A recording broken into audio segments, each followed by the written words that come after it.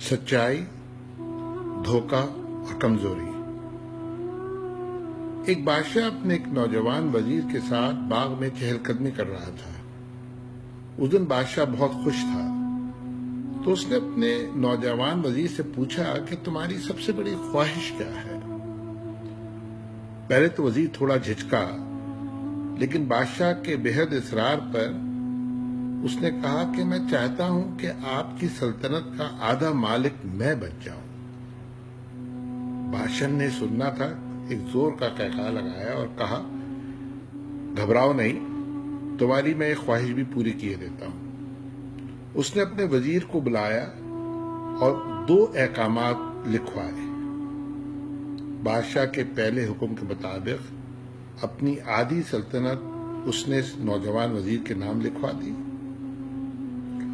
اور دوسرے حکم کے تحت وزیر کے سر قلم کرنے کا احکام جاری کر دیا۔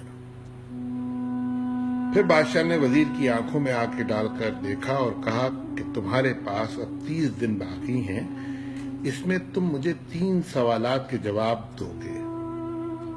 اگر تمہارے جوابات درست ہوئے تو آدھی سلطنت تمہاری، ورنہ تمہاری گردن ہماری۔ وزیر ایک دم حواس باختہ ہو گیا۔ ابھی وہ اس پریشانی کے عالم میں تھا کہ بادشاہ نے اس کو جھنجھوڑا اور وہ 3 سوال لکھوائے۔ پہلا سوال یہ تھا کہ انسان کی زندگی کی سب سے بڑی سچائی کیا ہے؟ دوسرا سوال یہ تھا کہ انسان کی زندگی کا سب سے بڑا دھوکہ کیا ہے؟ اور آخری سوال یہ تھا کہ انسان کی زندگی کی سب سے بڑی کمزوری کیا ہے؟ پھر بادشاہ نے اس کے بعد نقارے پر چوٹ لگائی اور آواز بلند فرمایا کہ اب تمہارا وقت شروع ہو گیا ہے، اب تمہارے پاس 30 دن ہے ان سوالات کے جوابات حاصل کرنے کے لیے۔ وزیر پریشانی کے عالم میں نکل پڑا، سوالات کے جوابات تلاش کرتا رہا۔ اس طرح 29 دن ہو گئے، پورے ملک میں مارا پھرتا رہا، لیکن ایک بھی سوال کا صحیح جواب اس کو نہ مل سکا۔ وہ تھک گیا تھا، موت اس کے سامنے نظر آ رہی تھی۔ اس پریشانی کے عالم میں وہ شہر سے باہر نکل گیا تو دور جنگل میں اس کو ایک جھونپڑی نظر آئی۔ پیاس اور بھوک کی شدت غالب ہو چکی تھی۔ وہ کچھ کھانے کے بہانے اس جھونپڑی کے اندر داخل ہوا تو دیکھا ایک فقیر منش بوڑھا پانی سے سوکھی روٹیاں توڑ کر کھا رہا ہے، اور اس کا ایک کتا ایک پیالے سے دودھ پی رہا تھا۔ وزیر کی حیرت کی انتہا نہ رہی جب بوڑھے فقیر نے اس سے کہا کہ آؤ آدھی سلطنت کے ہونے والے مالک، میں تم کو 3 سوالات کے جوابات دیتا ہوں۔ وزیر پریشان ہو گیا۔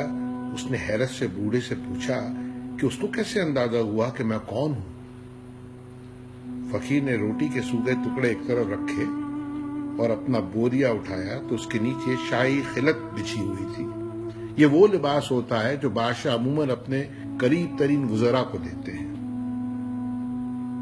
فقیر تھوڑی دیر تک خاموش رہا اور پھر بولا کہ میں بھی کبھی اس سلطنت کا وزیر تھا، پھر میں نے بھی اسی قسم کی شرط بادشاہ سے لگانے کی غلطی کی تھی، اب میرا حال تمہارے سامنے ہے۔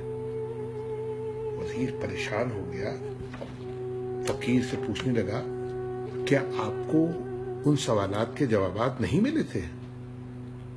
بوڑھا زور سے ہنسا، تھوڑی دیر تک ہنستا رہا اور اسے گھورتا رہا، اور پھر کہنا شروع کیا، میاں جواب تو مجھ کو مل گئے تھے، اور آدھی سلطنت کا پروانہ بھی، لیکن وہ پروانہ میں نے دریا برد کیا اور یہاں ایک جھوپڑی میں آ کر بیٹھ گیا۔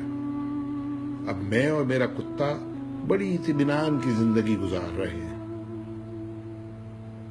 وزیر اس بوڑھے کو حیرت سے دیکھتا رہا اور گھورتا رہا۔ اتنے میں وہ بوڑھا اس کے قریب آیا اور کہا کہ میں تم کو تمہارے سوالات کے جوابات دیتا ہوں۔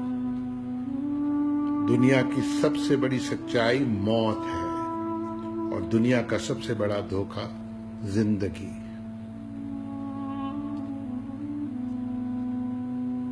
وزیر کی بے چینی بڑھنے لگی۔ بوڑھے نے کہا تم کو تیسرے سوال کا بھی جواب چاہیے؟ وزیر نے فوراً ہاں بھر لی۔ اس نے کہا لیکن اس کے لیے تمہیں قیمت ادا کرنی پڑے گی۔ وزیر فوراً تیار ہو گیا۔ بوڑھا تھوڑی دیر تک اس کو گھورتا رہا، پھر اٹھا اور کتے کا دودھ کا پیالہ اٹھایا، کہا کہ اگر تم یہ بچا ہوا دودھ پی لو تو میں تم کو تیسرے سوال کا جواب بھی دے دوں گا۔ وزیر نے پہلے تو نفرت سے کتے کا بچا ہوا دودھ کا پیالہ پینے سے انکار کیا، لیکن سامنے اس کو آدھی سلطنت کا لالچ نظر آ رہا تھا اور موت کا خوف طاری تھا اس پہ۔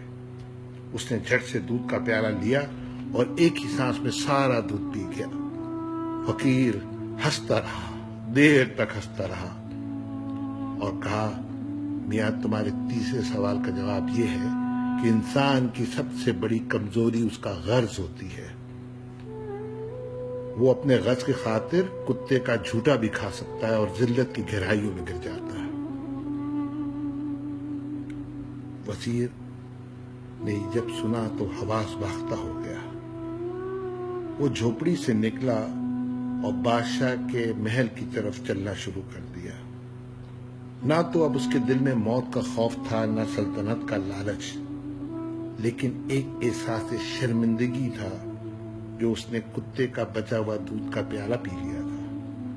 اب وہ بادشاہ کے بہت محل کے قریب پہنچ چکا تھا کہ اچانک اس کے سینے میں درد اٹھا اور وہ وہیں ڈھیر ہو گیا۔ ہمیں یہ یاد رکھنا چاہیے کہ موت ایک سچائی ہے۔ جو وقت لکھا ہے وہ آ کے رہے گا، اور زندگی ایک دھوکہ ہے، اور ہم اس دھوکے کے لیے، اس اچھی زندگی گزارنے کے لیے، اپنے غرض کو پورا کرنے کے لیے کیا کچھ کرتے ہیں کہ کیونکہ غرض ہماری سب سے بڑی کمزوری ہے۔ یہ ہمیں اتنا گرا دیتی ہے کہ ہم کتے سے بھی بدتر ہو جاتے ہیں۔ اللہ ہم سب کو دانائی عطا فرمائے، آمین۔